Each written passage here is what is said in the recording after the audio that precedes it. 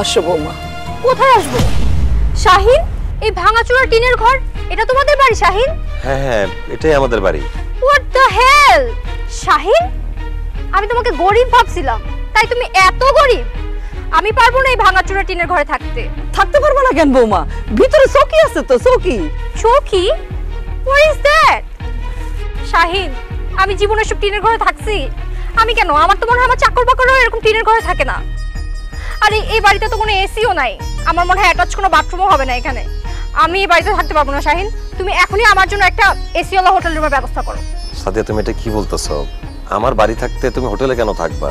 কিছুদিন একটু কষ্ট করে ম্যানেজ করো, আস্তে আস্তে অভ্যাস হয়ে যাবে। আমি পারবো না ম্যানেজ করতে, আমি এখানে থাকবো না।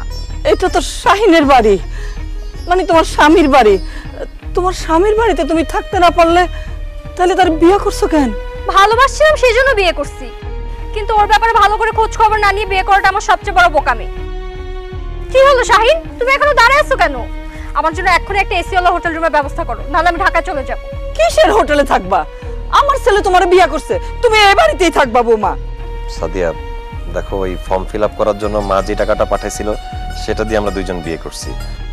এখন তোমাকে হোটেলে রাখার মতো কোনো টাকা পয়সা তো আমার কাছে নেই, একটু কষ্ট করে ম্যানেজ করো না। ইম্পসিবল, আমি পারবোই না এই ভাঙাচোরা বাড়িতে থাকতে। আমি ঢাকায় গেলাম, তুমি থাকো তোমার এই হন্টেড হাউসে। সাদিয়া, সাদিয়া।